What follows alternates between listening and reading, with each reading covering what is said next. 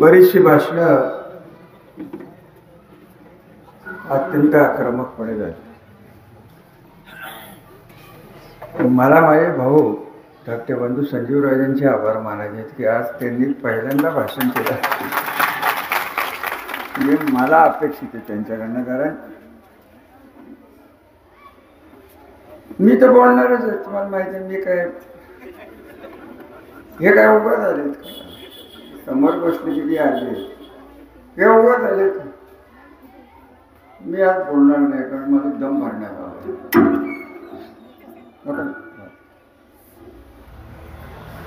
तुम्हाला सगळ्यांना फोन येऊन गेले जातात. कार्यकर्ते एक माणूस त्यांनी स्वतःच्या ताकदीवर ज्याला कार्यकर्ता म्हणून पुढे आणता आलं नाही त्यांनी काय केलं? सरकारी कॉन्ट्रॅक्टर बिल करणार नाही बघून घे. नंबर 2चे धंदे असलेले पोलिसला सांगून तुला आत टाकेल. एखादा मोठा कार्यकर्ता असेल त्याच्या गावाने गाव आहे त्याला फोन करून सांगितले की तू पुढे दिसला तुझं आगाऊ नाही करीन. आता मला मतदारांची फक्त कौतुक वाटतं की अशा माणसाचा तुम्हाला तिरस्कार घेण्याऐवजी तुम्ही त्याला घाबरायला लागलाय. हे आवड काय करायचंय? कशाला कोणाची नावं घेत आहे? तुमच्याकडचे गेलेत काय? आमच्याकडे दुधेगावापासून कोण कोण गेलेत? त्यांना पोटात काय मावायला राहिले? एवढी सत्ता दिली, प्रतिष्ठा दिली. दुधेगावाला राहणारा माणूस मुंबईत फलटणला येऊन राहिला. मला शिकवतोय तो की कृष्णा महामंडळाचा उपाध्यक्ष मी होणार आहे कारण लाल दिवा मिळतो. हे त्याचं डोकं. काय त्यांच्याविषयी बोलण्याच्या अर्थाने मला त्यांचा कंटाळा आलाय. मी त्यांना एकच सांगेन की जा दिल्या घरी सुखी राहा, कारण इथनं परतीची वाट नाही आहे. तुम्ही ज्या पोहे स्वतःहून गेले की बाबा घे माझा लचका. इथं आज लांडगा होता का तरस होता का वाघ होता का सिंह होता त्यांचं त्यांना माहिती. त्यांच्यावर तुम्ही याच्या पुढे बोल नका. मला सांगण्यात आला मला स्वतःला की काही विशिष्ट समाजाची लोक मला ते नाव घ्यायचं नाही. हे कारण आहे. त्यांना मला सांगितलं गेलं की तुम्ही त्यांच्यावर बोलला तर आम्ही बहुसंख्येने तिकडे जाऊ. हे जर असले दम मला जर भरायला लागले कोणी, मी आयुष्यात ऐकणार नाही. कारण मी जातपात मानणारा माणूस नाही. माझ्या घरात जातपातीचं वळण नाही. इथं रणावडे प्रशांत बसलेले तुझ्या AI मध्ये जे मी जे काही बोललोय ना ते परत आज रात्री गेल्यावर पाठवून दे सगळ्यांना. मला ते मी पाठवून तुला फोन येईल नाही. आम्हाला कधी माझे आजोबा सिंहासन देण्यावर बसलेले शेवटचे राजे या सगळ्या 84 फलटणचे त्यांनी कधी जातपात बघितली नाही. तेव्हा तर जातीयता काय होती हे तुम्हाला काय माहिती. इथं बाळासाहेब शेंडे बसले. बाळासाहेब तुमच्या गावचे सातबारा काढले तर कब्जेदार सदरी कोणी हो? कोणी सांगा ना तू कोणाचे? माझं सोडा हो. मग आता रामाचं गाव रामाचं माझं काय आहे त्यात? ट्रस्ट केला हे सुटले की तिथं नवीन नवीन आले.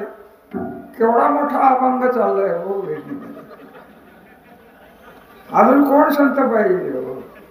वेडणीचा अभंग हा जगन्मान्य आहे. तुम्हाला माहित नाही. मी बोलणार नव्हतो. मलाच सांगितलं की आम्ही जाणार. कारण शोधू नका. ज्याला जायचंय त्याने आत्ता जर रामराम ढोका. मी बोलेन योग्य वेळेत बोलेन योग्य ते बोलेन. परंतु एक मी तुम्हाला सांगायला आलोय जे संजय राजे बोलले की कार्यकर्ते येतात आणि जातात. कार्यकर्त्यांना प्रामाणिकपणे आम्ही घडवण्याचा प्रयत्न केला. डॉक्टर साहेब कशाला भ्रष्टाचाराचं तुम्ही बोलत बसता? भ्रष्टाचार हा सर्वमान्य होऊन बसलेला आहे. डॉक्टर नाजी आज एक माणूस 30 वर्षाच्या राजकारणात मला भेटणार नाही आहे की राजकारणात आल्यानंतरही दीपकराव जोडा हे माझ्यासारखा चक्करछाप माणूस आहे. एक माणूस मला दिसला नाही महाराष्ट्रात जो राजकारणात आमदार झालाय त्याची प्रॉपर्टी कमी झाली आहे. मी एकटी वाचली की माझीच गेली आहे प्रॉपर्टी. मला त्याचा जास्त अभिमान आहे. मी आपलं तुम्हाला सांगत आपण मरून द्यावं. किड गेली, वाळवी गेली, जुरळा गेली, एकणं गेली, काय तुम्हाला करायचं, कशाला बोलताय? आणि त्यांना जर भ्रष्टाचार चालत असेल तुम्ही तरी कशाला भ्रष्टाचार बोलताय? हे सगळं तुमच्यावर येणार आहे, मतदारांच्यावर येणार आहे, कार्यकर्त्यांच्यावर इलेक्शन राहिलेली नाही. कोणाला जायचं त्यांना खुशाल जाऊन द्या. मला सांगतं ते बोल नका, जातील. अरे त्याला जायचंय तो काय याच्यातलं मी तुमच्या गावातल्या ह्याला नाव घेणार नाही. 10 मिनिटं आधी आला, कोणाबरोबर बसला होता ते तुम्हाला माहिती आहे, कुठं बसला होता ते मलाही माहिती आहे. तिथनं माझ्या घरी आला आणि मला म्हणला मी काय जाणार नाही, 10 मिनिटात तिकडे गेलं. या अशी माणसं कशासाठी तुझं आम्ही घ्यायचं? मला माहिती आहे डॉक्टर सगळं, तुम्ही वेळ समजू नका. मी तुम्हाला भेटत नसलो ना, तुमच्या गावाकडे माझं दुर्लक्ष झालं कारण संजयबाजी स्वतः बघत होते म्हणून मी भांगडीत पडलो. नाही तर मी तुम्हाला काय ते लाड करू शकतील, मी काय असले लाड करत. मी काय माझ्या कोणाविषयी बोलणार नाही. दीपकराव यार बोलले म्हणजे मला बोलत वाटतं. खरं अभंग म्हणणार हे, कीर्तन सांगणार हे, आणि हे होळीचा शिमगा करणारे ते आता अभंग झाले आणि हे बाहेर पडले. आत्ताच्या आमदारांना आम्हाला माहीतच नाही कोणी, तर कशाला काय बोलू, काय करायचंय काय आपल्याला? त्याचे वडील आमच्या घराच्या खूप जवळ होते, राजकारणात होते. त्यांचे वडील महाराजसाहेबांच्या बरोबर जनता पार्टीत गेले होते. अशी एक घर नवीन पिढीला कुठं काय काय ते तिथं जाऊन कोण म्हणतं तरुण पिढीला. तरुण पिढी म्हणजे काय? संजू बाबा तुमच्याकडून निवडून गेले होते ते काय 91 वर्षाचे होते. आम्ही तरुण होतोच की, आमच्यावर विश्वास टाकलाच गेला होता. या पिढीला डोंब बलकवडी नसताना काय झालंय माहीतच नाही. छत्तीस गावात 100 वर्षापूर्वी कालवा आला. 100 वर्षापूर्वी भाडगरचा निरा उजवा कालवा इथे घेऊन गेलेला आहे.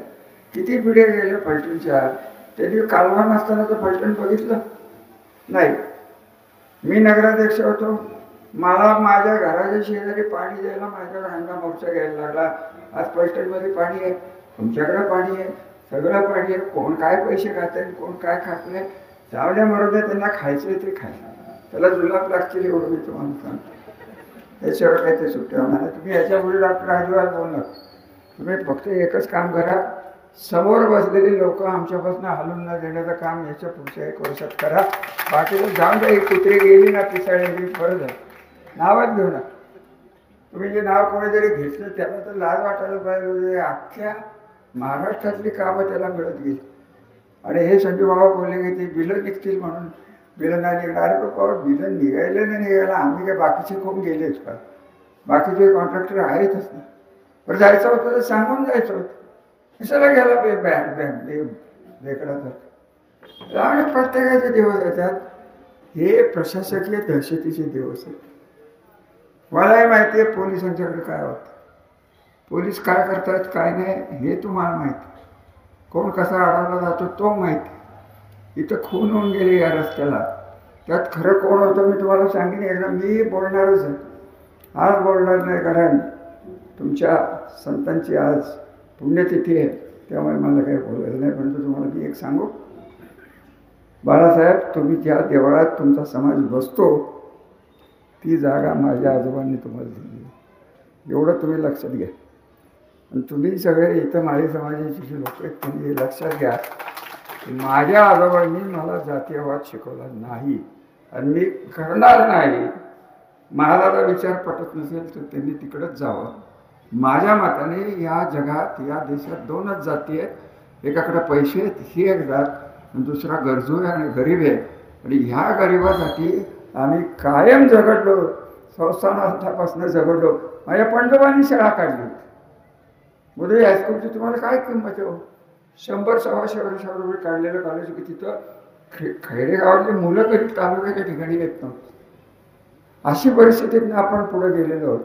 आणि तुम्हाला तर त्याची किंमत नसेल, कोण तुम्हाला काय करणार नाही. तुम्ही तुमची दशा करून घ्या. आम्ही राजकारणात आलो त्याचं कारण संजयराजांच्या वडिलांनी आम्हाला तिघांना एकत्र आणलं. वैयक्तिक हे बाळ थांबरा बोलत नाही तर मला बोलून द्या.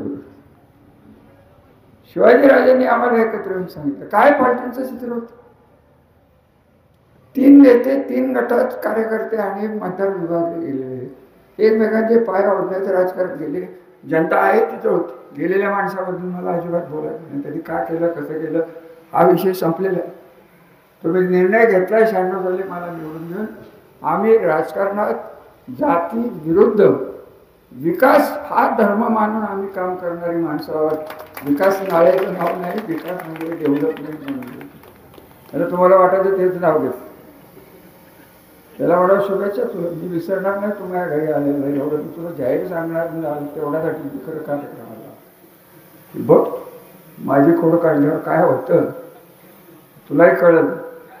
जरा सांग, आज बोलणार नाही मी, जास्त बोलणार नाही, मला सगळंच बोलायचं, आज बोलणार नाही जेव्हा मला योग्य वेळेस. कारण राज्य पातळीवर मी काही लोकांशी बोलतो, त्यांनी मला सांगितलं तुम्ही त्यांच्याकडे लक्ष देऊ नका, त्यांना बोलायचे ते बोला. तुम्हाला तुम्ही केलेल्या कामाला कधी ना कधीतरी आमच्याकडनं प्रतिसाद मिळेल, एवढंच या ठिकाणी. ज्याला समजायचं आहे त्याला समजेल, ज्याला नाहीच समजायचं आणि ज्याला फक्त हे कोण बाबा संजयराजे म्हणले का कोण म्हणलं, अरे ह्यांना वायवर सिक्युरिटी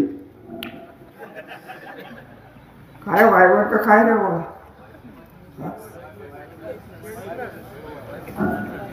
या मला मिळायला पाहिजे, मला धमक्या येत आहेत, तर मी आपला फिरतोय गाडीत. काय तुम्ही चाललंय मला काय कळत. तुम्हाला माहिती सांगू, पहिली सिक्युरिटी असतात व्यवस्थेला कोणी दिली असं माहिती, आर पाटला माहिती आहे का तुम्हाला. तेव्हा ते तर विरोधातच होते, कुठल्या पक्षात होते त्यांचं त्यांनाच माहिती. त्यांनी दिली आणि ती आता वाढत वाढत 2 झाले, 3 झालेत. अख्खं पलटण तालुक्याचं पोलीस दलच त्यांच्या मागे फिरून द्या आणि त्यांना लोक आज ना उद्या काय करतील ते त्यांना कळलं. आज नाही कळायचं, आज ते विलक्षण मस्ती. आणि नाव घेऊन सांगतो जयकुमार गोरेचं माझे काय वैयक्तिक भांडणं नाहीत. माळी समाजाला मी समोर एवढे इथं सण माझी त्यांची वैयक्तिक भांडणं नाहीत. जयकुमार गोरेंचं काय त्यांच्या मनात आहे की मीच करतो सगळं, देव त्यांना सोबत देव, देव त्यांना शुभेच्छा माझ्या त्यांना आहेत की मंत्री व्हा, फक्त गरिबासाठी करा, सत्तेचा वापर चांगला करा. एवढं सांगलं तर मला माझं वय वाढलेलं आहे, माझा तेवढा तर अधिकार आहे का नाही. कोणालाही मीच बोलू शकतो राज्यात, मला कोणच उलटं चालत. काय होतंय की काय देवाचे फासेच असे पडले की त्यांच्या मनात माझ्याबद्दल जी आधी निर्माण झाली आहे त्यांना सांगायचा प्रयत्न केला, तेही योग्य वेळेस मी सांगितलं. आज नाही काही बोलत नाही, मला बोलायचंच नव्हतं खरं. हे नको ते बोलून गेले, त्यामुळे माझं तोंड सुरू झालं. माझं तोंड मी जरा सेन्सॉरशिप लावलेली, ती कधी उठवीन मला सांगता येत नाही. योग्य वेळेस सेन्सॉरशिप उठत सगळं बोललं जाईल. आज फक्त ही सुरुवात आहे. मला भीती वाटते पुढच्या राजकारणातील भविष्याची, माझ्यासाठी नाही वाटत. मला तुम्ही भरभरून दिलं, माझ्या कुटुंबाला दिलं, संजयराजांना दिलं, पेट्रोबाबांना दिलं. तुमचा विश्वास आमच्यावरचा उडत असला तर मला या वयात तुमचा कार्यकर्त्यांना मी हिंग लावून विचारत नाही. बाळासाहेब ठाकरेंचं तुम्हाला एक उदाहरण सांगतो. बाळासाहेब ठाकरे त्याचे आमदार ओळखायचे नाहीत, हे फक्त संघटनेचे लोक ओळखतात. हे त्यांचे शिवसैनिक जे होते ना संघटनेचे, त्यांना ओळखायचे. मी तर संघटनेचे, तर आमची संघटनाच कुचकामी झाली, त्याला कोण काय करू शकणार. मी फक्त तुम्हाला बघतो, तुमचं घरदार बघतो, तुमच्या मुलांचं शिक्षण बघतो, तुमच्या मुलांची नोकरी बघतो, तुमच्या मुलांचा व्यवसाय बघतो आणि तुमची सुखशांती ही माझ्या डोक्यात कायम 30 वर्ष केलेली आहेत. आणि तुम्हाला जर माझं वैयक्तिक काम पटत नसेल, माझे विचार जर पटत नसेल, जाता जाता मी आज न बोलायचं ठरलं होतं. तुम्हाला खरं सांगू का, मला कार्यक्रमाला ह्याचा मूड नव्हता, कारण आज मॅच बघायची होती. म्हणजे मी काय रमी बघत नव्हतो, मी मॅचच बघत होतो. आता त्यांच्यावर जे आरोप होतात ते माझे वैयक्तिक मित्र आहेत, त्यामुळे त्यांना काय मला बोलायचं नाही. पण मी आपलं पत्रकारांना काहीतरी चौकट एकच होणार आहे उद्या. मी तुम्हाला आत्ता सांगू का उद्या काय बोलणार आहे, लिहिणार आहेत संजय बाबा, काय लिहिणार आहेत माहिती का. संजय राजे यांची भाजपवर टीका लिहिणार की नाही, घ्या या पाटलांची शपथ. येत आहे का कोण, आत्ताही बोलले असतील बघा. अवघे असलं ते मूळ विषय राहतो बाजूला. काय बोलले चंद्रभाऊ चुकीचं? कृष्णा महामंडळाचं एकही नेतृत्वाने कधी सिरियसच घेतलं नव्हतं. ते कृष्णाला आवाजामुळे आपल्या तालुक्यात आपल्या जिल्ह्याचंच पाणी जास्त गेलं असतं. काय नवीन पिढीला सांगत बसायचं? नीरा देवघर त्यांना माहिती आहे. अब ज्यांना जे नीरा देवघरचं बोलतात त्यांनाच नीरा देवघर माहीत नाही. तुमचं काय घेऊन बसलं? ते मी हे आणलं, मी हे ते आणलं, सगळं ठीक आहे. सगळं मुख्यमंत्र्यांनी आपलं येऊन सांगायचं की पार्टी आहे, शेवटी राजकारण आहे, बोलायला लागतं. मुंबईत सगळ्यांना माहिती आहे की एकाकीपणे लढत दिलेला मी एकमेव माणूस आहे की पश्चिम महाराष्ट्रातल्या पाण्याला कधी कोणी बघितलं नाही. हे सरळ मी तुम्हाला पत्रकारांना त्यावेळेस सांगितलं. कोणीही बघितलेलं नाही. मी कुठल्याही पक्षाच्या कुठल्याही नेत्याला कुठल्याही माजी मुख्यमंत्र्याला बोलायला नाही. त्यांनी ठरवलेलंच होतं की पाणी आपल्याला जाणार नाही. परंतु मला ती भीती होती. वकिली डोका आहे माझा. लवाज वाचला होता. त्या दिवशी रात्री मला झोप आली नाही. पण त्यात क्लिअर कट लिहिलं होतं की जे पाणी वापरलं गेलं नाही, जे पाणी साठवलं गेलेलं नाही, त्याचा फेरविचार होऊ शकतो. हे लवादात होतं आणि त्याचे अर्थ चुकीचे काढले गेले. म्हणून हे सगळे नाटक रचलं गेलं.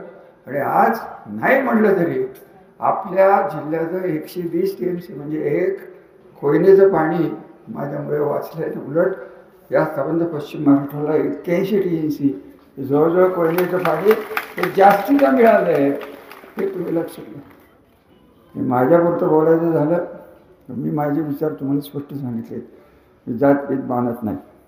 ज्यांना जातीचं राजकारण करायचं आहे त्यांनी कुशल करा. माझं काय म्हणणं नाही. संजय बाबा बोलले, शेवटचं वाक्य आहे माझं, हे आमच्या जीवात जीव आहे तोपर्यंत फलटण तालुक्यातल्या सर्वसामान्य नागरिकांना आम्ही मताचे गठ्ठे म्हणून, जातीच्या मताचे गठ्ठे म्हणून बघणार नाही. आम्ही आमची जनता आहे. याच पद्धतीने आम्ही तुमच्याकडे बघणार आहे. आमच्या परीने होईल तेवढं आम्ही काम 30 वर्ष केलं. आज तुमच्या हातात सत्ता द्यायचे काही लोक प्रयत्न जे करतायत ते हे 30 वर्षाचं सगळं फलटणचं एकाकी विकास हा ते 1 ते 2 वर्षात 5 वर्षात संपवण्याच्या नादाने ही लोक लागलेली आहेत. तुम्हाला माझं हे लक्ष तरुण पिढीला मला सांगायचं, माझ्याबद्दल बोलणं सोपवायचं. कृत्रिम बुद्धिमत्तेवर कोण बोलते हो? कृत्रिम बुद्धिमत्ता काय आहे तुम्हाला कळतं का तरुण पिढी? किती जण संजय बाबांनी इंजिनिअरिंग कॉलेज काढलं. मला आनंद वाटला की तिथे 550-100 मुलं जे त्यांचं भविष्य आहे त्याचं शिक्षण घेते. आईबापांनाच माहीत नाही कृत्रिम बुद्धिमत्ता काय, तर पोराला काय सांगायचं. हे असलं सगळं विचित्र समाज झालेला आहे. त्यामुळे याच्या पुढचं राजकारण हे तुमच्यासाठी होईल, कार्यकर्त्यांच्यासाठी कधीच नव्हतं. कार्यकर्त्यांना सांभाळण्याचा आमचा जो जीव गेला आहे ती चूक आम्ही करणार नाही. आणि गेलेल्या माणसांना माझं एकच म्हणणं आहे की तुम्ही आम्हाला सोडून घेऊन आमचे मान अपमान नाही झाले. आमच्या शब्दाला मान देऊन तुम्हाला जनतेने जे मतं दिलेली आहेत त्यांचे अपमान तुम्ही गेलेत आणि त्यांच्या अपमानाचा सूड आम्ही घ्यायला नाही, तुम्हाला घ्यायला लागला. तुम्ही मतं टाकली म्हणून ते आज नगरसेवक झालेत. काय तुम्ही म्हणता सदस्य? आणि तो म्हणतोय हसन तसन तसन तसन. एक कोण गोल्ड सोन्याचं सम्राट इथे, त्याला म्हणा तुझ्यावर तर माझं बारकाईने लक्ष आहे. सरळ सांगेल तुझं राहत असलं तर ऐकच बघत तुला सोन्याचा हिसका कसं दाखवतो. त्याला थांबायचं. तुम्ही दुसऱ्याचा विश्वासघात जर केला असेल तर सर्वसामान्य माणसाच्या मताचा विश्वासघात केलेला आहे. स्वतःच्या पैशाची घमेंड असलेली ही माणसं स्वतःचे पैसे कसे कमवले जातात हे माझ्यासारख्या माणसाला चांगलं माहिती आहे. आणि म्हणूनच तुम्हाला जर माझे विचार पटत नसतील तर सर्वसामान्य माणसांना माझे हात जोडून एकच विनंती आहे की 30 वर्ष मी तुमचे संसार बघितले, माझी 30 वर्ष मला परत देऊन टाका. कशाला माझा विचार पडत नाही तुम्हाला जात करायची, पात काढायची, अजून कोणाला आरक्षण करायचे. मी नाही बघितलं आरक्षण, कोणाचंच बघितलेलं नाही. धनगर समाजाचं नाही, मराठ्याचं नाही, मला पटतच नाही. गरीब आणि श्रीमंत हे प्रत्येक समाजात आहेत की नाही एवढं सांगा. नाही म्हणून सांगा. दुष्काळी आणि बिगर दुष्काळी हे विदर्भात आहेत की नाही मला सांगा. त्यांच्यासाठी काम करायचं का हे काहीतरी राजकारण करायचं आणि बोलत राहायचं. आणि तुम्ही शिकलेली मुलं, तुमची आधीची पिढी काय शिकली? दत्तोबा शिंदेची माझी आंबेडकर चौकातली त्याच्या कट्ट्यावर चहा सिगरेट ओढणारी ओळख. आता काय तुला सांगायचं रुपये? काय तुला सांगू? तुला नाही माहिती आहे कसं झालं काय झालं. ते समोरचं मंदिर दिसतंय ना, त्याच्या खालचा जो पाय आहे ना तो काढून टाका, तो आम्ही आहे. ती आले शिखरावर, आयत्या पिठावर सगळ्या रेगा आणतात, धडाधड धडाधड. आणि पिठाची गिरणी कोणी काढली? मी. रेगा कोणाच्या? त्यांच्या. आणि त्याला भुलते कोण? तुम्ही. आता ह्याच्यातनं मार्ग कसा काढायचा सांगा की मग. अहो ते समोरचंच उदाहरण घ्या ना. इव्हन तुमचं ते मंदिर घ्या, कोणी दिलं? कोणी दिलं सांगा बाळासाहेब. तेव्हा आम्हाला जातपीत तुम्ही शिकवू नका, कोणीच शिकवू नका.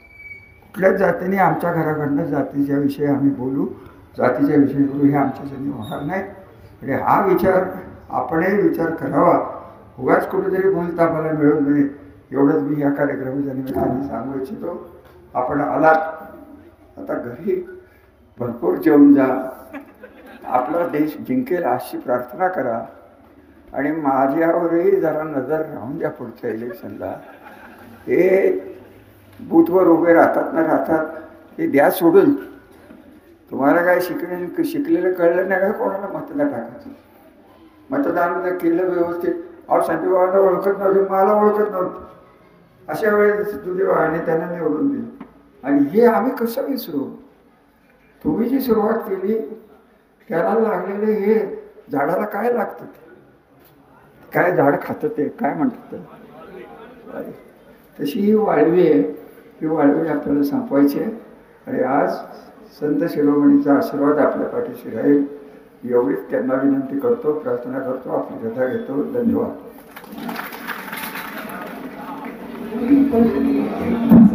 धन्यवाद महाराज साहेब.